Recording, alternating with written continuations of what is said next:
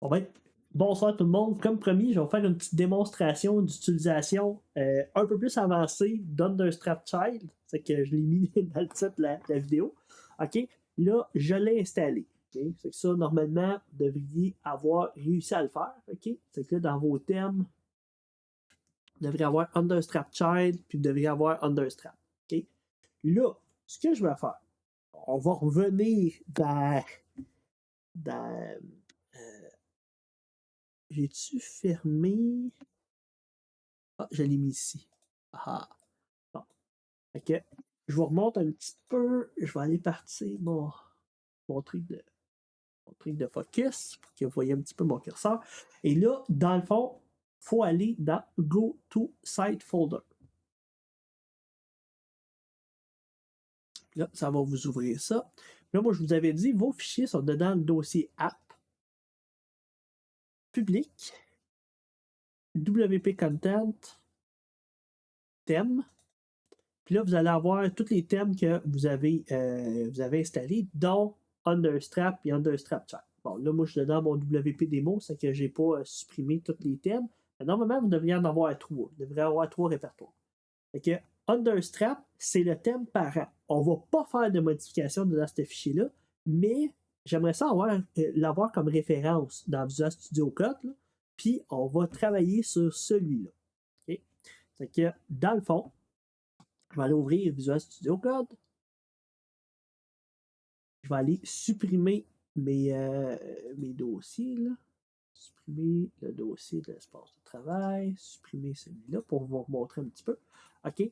Puis là, dans mon espace de travail, je vais aller rajouter les deux dossiers. Fait que là, comment je le fais? Ben, je vous montre avec Windows, là, mais c'est d'être capable de se rendre à ce dossier-là, d'être capable d'aller chercher ce répertoire-là. OK? Fait que si vous êtes sur Windows, ben là, c'est juste d'aller chercher ça, mais si vous faites ouvrir le dossier, il faut être comme capable de se rendre à l'endroit sur votre Mac ou sur votre ordinateur où est-ce que votre site est. C'est que là, allez regarder avec ici, avec Go to Site Folder, regardez sur votre Mac où est-ce que les fichiers sont, puis rendez-vous. Bon. Fait que là, moi, je vais me rendre sur Windows, OK? Puis sur Windows, moi, je les ai mis dedans mes fichiers, dedans www, dedans WordPress, j'ai démo WordPress ici, app, public, WP Content, thème, puis là, j'ai mes deux répertoires. Je vais aller rajouter Understrap. Je vais avoir un répertoire ici, puis je vais aller me rajouter, ça va être ajouter un dossier à l'espace de travail, mon vrai Understrap-child. Bon, je l'ajoute. Bon.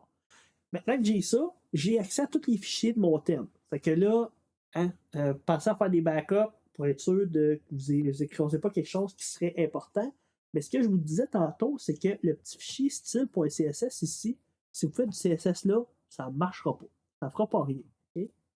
C'est un peu particulier, mais le CSS ne se trouve pas non plus dans le dossier CSS ici.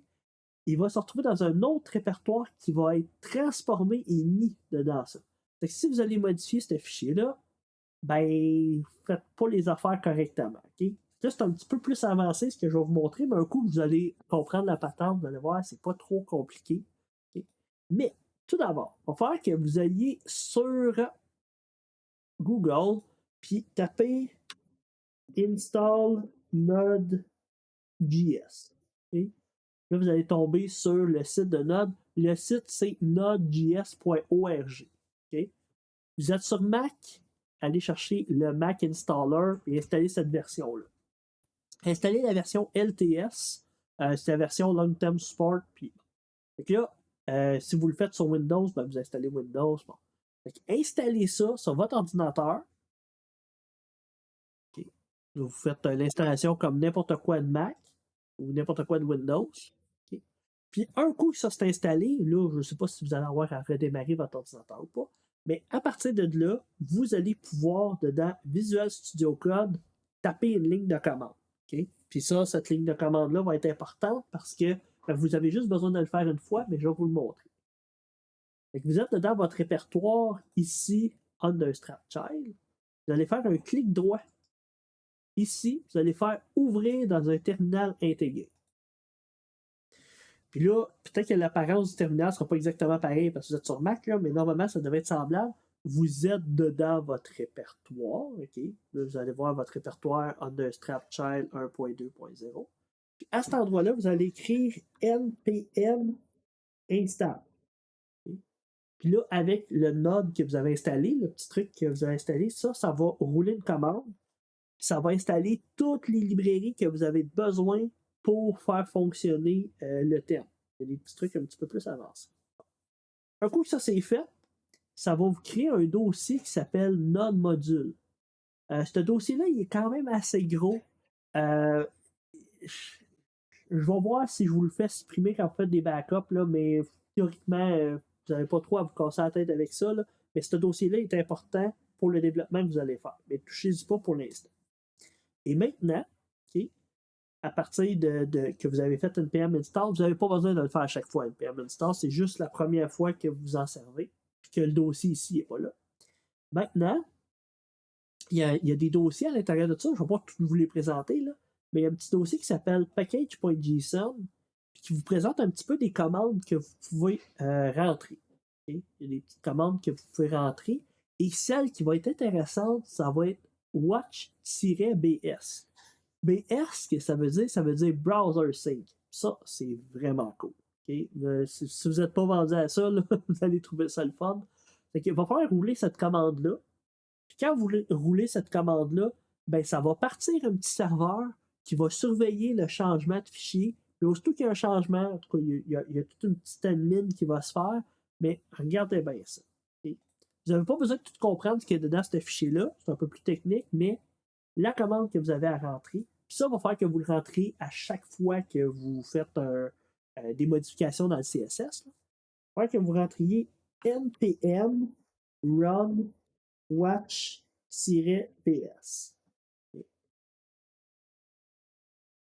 Là, il va lancer le petit serveur et automatiquement, il va lancer le browser, puis il va lancer une fenêtre avec le site web, votre site web, là, ça se fait comme tout ça. Par contre, la première fois que vous allez ouvrir ça, localhost 2.3000, il ne le trouvera pas. Okay? Il ne le trouvera pas parce que le vrai nom de cet endroit-là, c'est demo.wp.local ou poseidon.local. C'est pas localhost 2.3000. Il y a une petite modification à les faire aussi. Là. Je sais que ça vous fait faire des petits trucs d'admin, mais un coup qui s'est fait, là, ça va bien fonctionner. On va faire aller dedans le dossier. Là, je vais me chercher un petit peu parce que je ne le fais pas tout le temps. Là. Ouais. SRC build. Vous allez aller dedans le fichier qui s'appelle browsersync.config.js. Et là, par défaut, ben, ça va vous mettre localhost. Okay? Ça va peut-être être écrit localhost ou n'importe quoi. Il faut que vous alliez écrire poseidon.local ou demo.wp.local pour que lui soit capable de trouver la bonne affaire. Okay? Fait que ça, c'est important de le changer. Vous le changez, puis vous sauvegardez le fichier. Puis quand vous allez relancer la commande, là, okay, si vous voulez annuler là, cette espèce de terminal-là, vous pouvez faire CTRL-C sur votre clavier. Ça annule le serveur. Puis là, vous pourriez refaire npm run watch-ps. Là, si tout s'est bien passé, normalement, votre navigateur devrait se lancer, puis vous devriez voir votre admin de Word, pas votre admin, votre site front-end qui s'affiche. Regardez où est-ce que c'est vraiment intéressant, c'est que maintenant, à partir de ça, okay, là, votre site web est comme en train d'être observé en temps réel, puis aussitôt qu'il va y avoir un changement dans le fichier CSS, bien, ça va recharger la page automatiquement. Si vous travaillez sur 2 écrans, c'est complètement génial. Donc, je vous montre un petit peu les fichiers que vous devez modifier. Et non, ce ne sera pas dans le dossier CSS, ça va être dans le dossier SRC, le dossier SAS ici. Okay? Puis là, vous allez aller dedans thème, vous allez aller dedans child theme ici et childtheme.scss, les deux. Okay? Je vous explique un petit peu c'est quoi qu'ils font concrètement. Celui-là, ça va être à cet endroit-là que vous mettez votre CSS. Okay? Donc, si on met un CSS, si vous voulez tester, voir si ça marche bien, là, faites un CSS bien standard, mettez $, et vous faites display, display node, et vous sauvegardez ça. Ça, théoriquement, ce que ça fait, ça va cacher toute la page au complet. Puis là, vous allez voir, le serveur, lui, il va tout recompiler, tout refaire la job, il va générer les affaires, et un coup que ça c'est fait, il rafraîchit la page et la page devient complètement blanche. Et voilà, on a modifié le CSS de notre page et ça l'a mis à jour la page en temps réel. C'est ça qui est vraiment cool, le browser. Là, je vais aller enlever ce CSS-là. Mais là, à partir de là, c'est dans underscore child underscore theme.scss qu'on va aller mettre notre CSS. Okay? Par contre, il y en a un deuxième qui est ouvert. Okay? Et le deuxième qui est ouvert là, c'est un fichier de variable. Vous pouvez vous en servir ou vous pouvez ne pas vous en servir. Ça, c'est libre à vous, mais c'est un petit peu plus avancé, mais c'est vraiment trippant. C'est que par défaut, dans Bootstrap, il y a plein de variables, il y a plein de choses qu'on peut modifier. Okay? Mais comment on peut les modifier facilement? Ben, c'est en utilisant ce fichier-là. Okay? Par défaut, vous allez voir votre thème, il est mauve, là, il y a une espèce de purple, une espèce de couleur purple. Si on veut la changer, ben, on peut venir ici et modifier la couleur purple là. Ben là, moi, j'ai comme un petit truc ici. Puis ça va utiliser une espèce de variable. Puis cette variable-là est envoyée à primary, qui est la couleur primaire de mon site. Je pourrais aussi changer la couleur ici. Là. Je pourrais aller mettre un dièse. Je pourrais aller mettre un dièse puis une couleur. Là. Je pourrais juste écrire blue ici. Okay? Si je fais ça, okay, ça va les recompiler. Puis regardez bien, ça va changer la couleur sur le site. Ça va prendre un petit temps. Ça va rafraîchir. Et voilà, la couleur est rendue à bleu. Et ça change partout où est-ce qu'il y a l'utilisation de la couleur bleue. Dans le fond, toutes vos maquettes, vous avez une couleur primaire, mais ça peut être intéressant de la changer. Ça va changer partout. Ça va vraiment changer partout où est-ce qu'il y a l'utilisation de cette couleur primaire-là. Bon. Maintenant, ça, c'est des exemples. Okay? C'est des exemples d'utilisation de variables. Si vous voulez aller en chercher d'autres, en changer d'autres, ils disent ici, dans un petit commentaire, just copy a variable from src sas asset bootstrap 5 underscore variable.scss, puis on a juste besoin de changer la valeur. Et ça, c'est juste pour se donner une petite base. Ils ont mis un truc dedans asset qui s'appelle bootstrap 5. Ils ont mis un petit truc qui s'appelle variable. Et ici, si vous ouvrez ça, bien là, vous voyez toutes les variables de votre projet que vous pourriez aller changer, dont les fameuses couleurs primary, là, c'est plus bas. Vous avez tous les jeux de couleurs de Bootstrap que vous pouvez changer. Ça, c'est vraiment trippant. Si vous cherchez primary, là, et, c'est $ primary. Okay. Là, vous allez le trouver. Normalement, il devrait être à un endroit. OK, primary, là, vous la voyez. Normalement, la couleur primaire, par défaut, c'est bleu. C'est ça que j'avais été changé tantôt. Mais là, il y en a d'autres. Il y a secondary, success, info, warning, danger, light, dark. Ça provient de la documentation de Bootstrap. Fait que là, je fais un petit rappel, mais normalement, si vous vous rappelez, là, Bootstrap 5 doc. OK. Dans la documentation de Bootstrap. Puis si vous allez dedans les couleurs, là, je pense que c'est dedans les utility colors. Elles sont toutes là, les couleurs.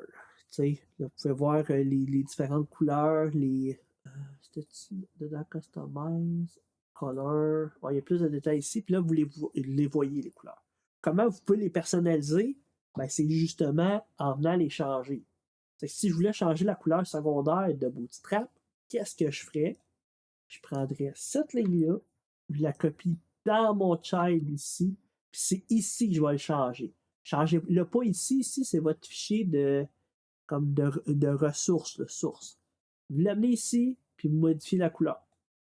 Puis là, vous allez changer. Puis là, la couleur secondaire de votre site, ben, ça va être, mettons, cette couleur-là, un gris. Puis voilà. Maintenant, vous avez pris la décision que la couleur secondaire de votre site Bootstrap, c'est ce gris-là. Fait que ça, c'est un petit peu plus avancé, c'est vous qui décidez. Mais vous pouvez aller vous promener dans les variables ici, puis vous pouvez changer toutes les variables, dont tous les espacements, tout est personnalisable. Fait que c'est un gros fichier, là, mais vous pouvez personnaliser les couleurs des carousels, vous pouvez personnaliser tout ce que vous voulez dans Bootstrap. Il faut juste aller récupérer l'information là, puis la ramener dans l'autre fichier. Fait que là, vous voyez, les espacements entre les cards. Ben, il y a une variable qui s'appelle spacer, qui est un espacement par défaut. Ben, spacer, est-ce que je peux changer? Je vais aller sur le premier en haut.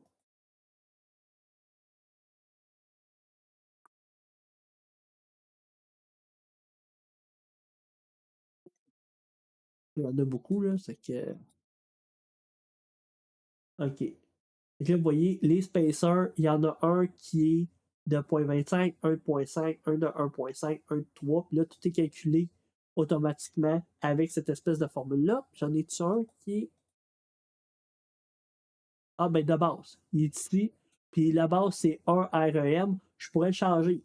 Mais si je veux le changer, ce que je ferais, c'est que je le ferais ici. Je ne le change pas ici.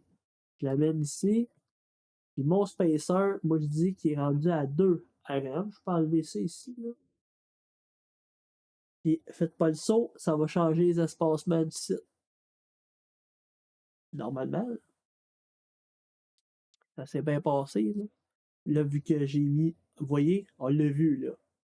C'est que pour aérer un peu plus le site, vous pourriez changer l'espacement par défaut comme ça. C'est un peu plus avancé, c'est pas obligatoire, mais ce qui est important à retenir, c'est. On va aller passer eux autres. Ce qui est important à retenir, c'est que vous faites votre CSS dans ce fichier-là avec ChildThem. Vous faites toutes vos classes CSS à cet endroit-là. C'est votre place de travail. Quand vous avez fini, ben là, ici, vous pouvez faire CTRL-C pour annuler l'espèce de watcher. Vous pouvez fermer Visual Studio Code, fermer le CAD by Flywheel, et voilà. Fait que, bien important, il faut mettre les dossiers de travail d'Understrap dans votre Visual Studio Code. Ça vous fait un petit rappel de ça. Après ça, il faut être capable d'installer Node, qui est sur le site nodejs.org. Après ça, on lance dans le bon répertoire npm install, on fait le petit admin. Après ça, on fait le run. Puis après ça, ben, vous pouvez partir, vous pouvez modifier les fichiers CSS, vous pouvez travailler avec les termes. Puis là, dans les prochains cours, ben, je vais vous montrer un petit peu là, ce qui se passe là, dedans, les répertoires. Là, il y a plein de fichiers là, pour gérer le, le thème en tant que tel, là, mais ça, je vais vous montrer ça. Là, tout va se passer dedans les fichiers d'inclusion, puis plein d'affaires que je vais vous montrer là, comment modifier ça dans les prochains cours quand on va parler de thème enfant. Mais là, c'est juste pour ceux qui voudraient faire du CSS, puis déjà commencer un petit peu là, à personnaliser les couleurs, puis à personnaliser les affaires. Fait que, et voilà, fin de ma petite démonstration, là, 20 minutes, là. C'est à peu près ça que je disais. Si vous avez des problèmes techniques, ben, on peut s'en parler jeudi là, quand on travaille. Fait que, salut tout le monde!